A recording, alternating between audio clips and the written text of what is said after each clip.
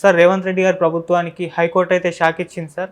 మొన్న గవర్నర్ కోటాలో ఇద్దరు ఎమ్మెల్సీలని నియమించారు కదా. సో ఇప్పుడు ఆ నియామకాలని అలాగే ఆపేయాలని చెప్పేసి హైకోర్టు అయితే ఒక స్టే ఇచ్చేసింది. ఎందుకు ఈ విధంగా ఆపేసింది? ఏం జరిగింది సార్ అసలు? యాక్చువల్గా వాళ్ళు నిన్ననే ప్రమాణ స్వీకారం చేయాల్సింది. అంటే గవర్నర్ కోటాలో రేవంత్ రెడ్డి ప్రభుత్వం అంటే క్యాబినెట్ రికమెండేషన్తో ప్రొఫెసర్ కోదండరామ్ అండ్ అమీర్ అలీ ఖాన్ వీళ్ళిద్దరిని గవర్నర్కి సిఫార్సు చేశారు. గవర్నర్ కూడా ఆమోదించేశారు. యాక్చువల్గా నిన్న మండలి చైర్మన్ గుత్తా గారు లేకపోవడం వల్ల వాళ్ళు ప్రమాణ స్వీకారం చేయలేదు, లేకపోతే చేసేసి ఉండాల్సిందనమాట. అయితే ఈరోజు ఆయన చేస్తానని చెప్పారు. సో అందుకని ఆగింది అది. అయితే ఈ లోపల హైకోర్టు ఈరోజు ఏం చెప్పిందంటే దాన్ని ఆపేయమని చెప్పింది. ప్రమాణ స్వీకారం చేయొద్దు, ఫర్దర్ విచారణ వరకు మేము చెప్పే వరకు ప్రమాణ స్వీకారం చేయకూడదని ఆపేసింది. నెక్స్ట్ విచారణని 8వ తేదీకి పోస్ట్పోన్ చేసింది, ఫిబ్రవరి 8కి. అసలు ఈ కేసు పూర్వాపరాలు చూస్తే యాక్చువల్గా లాస్ట్ ఇయర్ జూలైలో బీఆర్ఎస్ గవర్నమెంటు ఇద్దరిని ఈ గవర్నర్ కోటాలో గవర్నర్కి సిఫారసు చేసింది. ఒకరు దాసోజు శ్రవణ్ కుమార్, ఇంకొకరు ఏమో కుర్రా సత్యనారాయణ. వీళ్ళిద్దరినీ కూడా గవర్నర్ పెండింగ్లో పెట్టేసింది, ఓకే చేయలేదు. ఎవరు? తమిళిసై సౌందరరాజన్. దాని మీద వాళ్ళు కోర్టుకి వెళ్ళారు. గవర్నర్ రిజెక్ట్ చేస్తుంది. ఒకసారి క్యాబినెట్ తీర్మానం జరిగి ఆర్టికల్ 371 ప్రకారం నామినేట్ చేసిన తర్వాత గవర్నర్కి ఆమోదించాల్సిన పరిస్థితి ఉంటుంది తప్ప రిజెక్ట్ చేసే అధికారం గవర్నర్కి లేదు అని వీళ్ళు కోర్టుకు వెళ్ళారు. అప్పుడు గవర్నర్ తరపున కౌన్సిల్ కూడా కోర్టులో వాదించారు. సో ఆ వాదనలు వింటున్నప్పుడే వీళ్ళు మళ్ళీ అది అలా పెండింగ్లో ఉంది. పెండింగ్లో ఉన్నప్పుడు వీళ్ళు ఏంటంటే కొంత టైం అడిగారు గవర్నర్ తరపున, అది పెండింగ్లో ఉంది.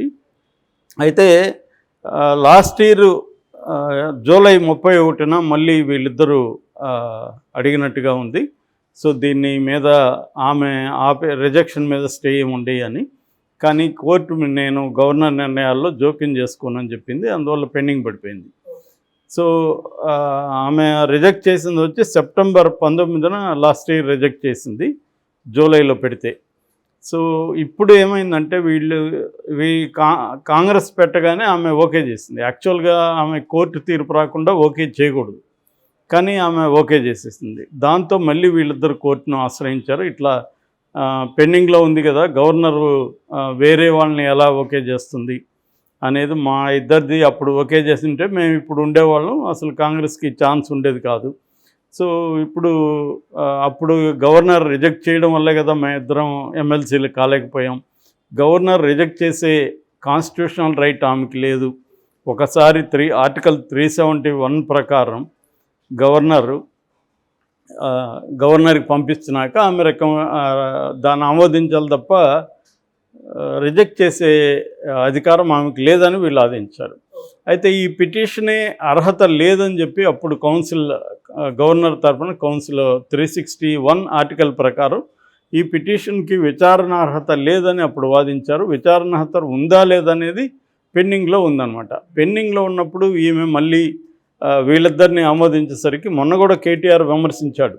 దాసోజు శ్రవణ్ కుమారు, కుర్రా సత్యనారాయణ వీళ్ళిద్దరిని ఎందుకు రిజెక్ట్ చేసినారో ఇప్పటివరకు కారణం చెప్పలేదు.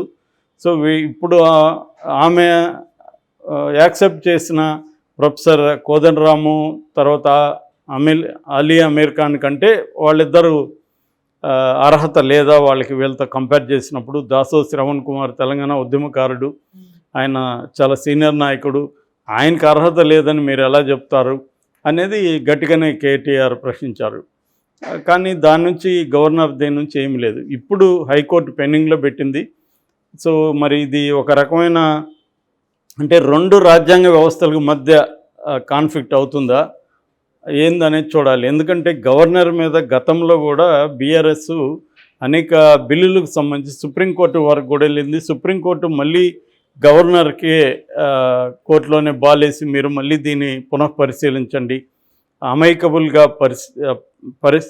దాన్ని సమస్యని పరిష్కరించుకోండి, ఇలా గొడవలు వద్దు అన్నట్టుగా సుప్రీంకోర్టు చెప్పింది. ఎందుకంటే గవర్నర్ అధికారాలు వీటికి సంబంధించి ఏంటంటే ఒక చాలా కన్ఫ్యూజను వేగ్ ఇది ఉందన్నమాట. మన రాష్ట్రంలోనే కాదు, నిజానికి బీజేపీ రాకముందు కూడా కాంగ్రెస్ నోటోరియస్గా గవర్నర్స్ని సీఎంలని పడగొట్టడానికి, సీఎంలను ఇబ్బంది పెట్టడానికి వాడుకునేది. అందుకనే గవర్నర్ వ్యవస్థే రద్దు చేయాలన్న విమర్శ కూడా ఉంది. ఎందుకంటే గవర్నర్ చేసేది ఏమీ లేదు ప్రత్యేకంగా, అది ఎప్పుడో అది బ్రిటిష్ కాలం నుంచి వస్తున్న సిస్టాన్ని రాజకీయ పునరావాసానికి తప్ప గవర్నర్ ఏ రకంగానూ ఉపయోగపడేది ఏమీ లేదు అనేది ప్రజలు ఎన్నుకున్న ప్రభుత్వాలు ఉన్నప్పుడు, ఆ ప్రభుత్వాలు ఫంక్షన్ సరిగ్గా చేయనప్పుడు కోర్టులు ఉన్నాయి, సెంట్రల్ గవర్నమెంట్ ఉంది, అవన్నీ ఉన్నప్పుడు గవర్నర్ ఏం చేసేది ఏం లేదు. వాళ్ళకి నిజంగా కూడా అన్ని అధికారాలు కూడా ఏం లేవు. కానీ ఇబ్బంది పెట్టడానికి వాళ్ళు తమకున్న అధికారాల్ని అప్పుడప్పుడు జుల్పిస్తూ ఉంటారు. లేట్ చేయడం, తలనొప్పి క్రియేట్ చేయడం ఇది చేస్తుంటారు అన్నమాట. ఇది ప్రతిపక్షాలు ఉన్నప్పుడు. ఓకే, అది మన తమిళనాడులో పెద్ద గొడవలు జరుగుతున్నాయి. కేరళలో మొన్న గవర్నర్ రోడ్లో బైఠాయించాడు, దాని మీద పునరపి విజయన్ కూడా సీరియస్గా స్పందించాడు. సో ఇట్లా నాన్ బీజేపీ ప్రభుత్వాలు ఉన్న చోట గవర్నర్లు ఉపయోగించి ఆ ప్రభుత్వాల్ని ఇబ్బందులు పెట్టడం కనిపిస్తుంది. తమిళిసై వచ్చినప్పటి నుంచి కూడా తెలంగాణలో బీఆర్ఎస్ ప్రభుత్వాన్ని అనేక రకాల ఇబ్బందులు పాలు చేసిందనేది వాళ్ళు ఆరోపిస్తున్నారు. అనేక కీలక బిల్లుల్ని ఆపేయడం, దానివల్ల నిజానికి ప్రజలకు కూడా ఇబ్బంది కలుగుతుంది. కొన్ని రకాల యూనివర్సిటీలకు సంబంధించిన బిల్లులు కానీ అవన్నీ ఆపేయడం వల్ల ఇప్పుడు వీళ్ళిద్దరిని ఎందుకు రిజెక్ట్ చేశారు, మరి ఇప్పుడు ఎందుకు వీళ్ళని యాక్సెప్ట్ చేశారు అనేదానికి ఆన్సర్ లేదు. ఎందుకంటే జూలైలో పెట్టారు కాబట్టి దాన్ని పోస్ట్పోన్ చేస్తూ ఉంటే వాళ్ళు మహా అంటే కోర్టుకు వెళ్తారు, పెండింగ్ అయిపోతుంది, ఈ లోపల గవర్నమెంట్ మారిపోతుంది అన్న ఉద్దేశంతోనే దాన్ని రిజెక్ట్ చేసినట్టుగా మనకు కనబడుతుంది. ఎందుకంటే అల్టిమేట్గా గవర్నర్కి రిజెక్ట్ చేసే అధికారం లేదనేదే కాన్స్టిట్యూషనల్ నిపుణులు చెబుతున్నారు. అది ఆమెకు తెలుసు. కానీ ఎందుకు చేస్తారంటే దీన్ని ఆపేస్తే నెక్స్ట్ ఎన్నికలు వచ్చేస్తాయని. మరి ఇప్పుడు కోర్టు ఎలా చెబుతుంది దీన్ని చూడాలి. ఎందుకంటే కోర్టు కానీ వాళ్ళిద్దరిది ఎందుకు మీరు రిజెక్ట్ చేశారో దానికి సహేతుకమైన కారణం ఏముంది, రిజెక్ట్ చేసే అధికారాలు మీకున్నాయి లేదా, ఇలాంటివి చెప్పాలి. ఒకవేళ హైకోర్టు పరిధిలో అది చేయలేకపోయినప్పుడు వీళ్ళు మళ్ళీ సుప్రీంకోర్టుకి వెళ్ళే అవకాశం కూడా ఉంది, దాసోజు సత్యనారాయణ వీళ్ళిద్దరు. ఎందుకంటే వాళ్ళ న్యాయమైన పవర్ని, రావాల్సిన పదవిని ఆమె అనవసరంగా అడ్డుకునిందన్న అభిప్రాయం వాళ్ళల్లో ఉంది. సో వాళ్ళు సుప్రీంకోర్టుకి వెళ్తారు. సుప్రీంకోర్టు కూడా అనేకసార్లు ఈ మధ్య కేసులు ఎక్కువ వస్తున్నాయి గవర్నర్లకు సంబంధించి. సుప్రీంకోర్టు కూడా అనేకసార్లు చెప్తూ ఉంది, సలహా ఇస్తుంది. మొన్న మహారాష్ట్ర స్పీకర్కి సంబంధించి కూడా అలాగే సుప్రీంకోర్టు, అంటే స్పీకర్ ఒకరు, గవర్నర్ ఒకరు, వీళ్ళిద్దరూ అనేకసార్లు ప్రతిపక్షాలను ఇబ్బంది పెట్టే విధంగా కొన్ని నిర్ణయాలు తీసుకోవడం చూస్తుంటాం. ఇప్పుడు మన ఆంధ్రప్రదేశ్లో స్పీకర్ కూడా ఆయన గంటా శ్రీనివాస్ ఎప్పుడో రిజైన్ చేస్తే ఇప్పుడు దాన్ని ఆమోదించాడు. దాన్ని కూడా స్ట్రాటజిక్గా, ఎందుకంటే రాజ్యసభ ఎన్నికలు వస్తున్నాయి కాబట్టి ఒక ఓటు టీడీపీకి తగ్గిద్దామన్న ఉద్దేశంతో చేసింది తప్ప అదేం కాదు. ఎందుకంటే ఇక్కడ గేమ్ అనేది పొలిటికల్ లీడర్స్, పొలిటికల్ పార్టీసు రాజ్యాంగాన్ని ఉల్లంఘించే పద్ధతులు, లేకపోతే రాజ్యాంగాన్ని తమకు అనుగుణంగా ట్విస్ట్ చేసే పద్ధతులు బిహేవ్ చేస్తున్నాయి. దానికి అనుకూలంగా స్పీకర్లు స్టేట్ గవర్నమెంట్ స్థాయిలో, ఇటు సెంట్రల్ గవర్నమెంట్ స్థాయిలో గవర్నర్లు పనిచేస్తున్నారు.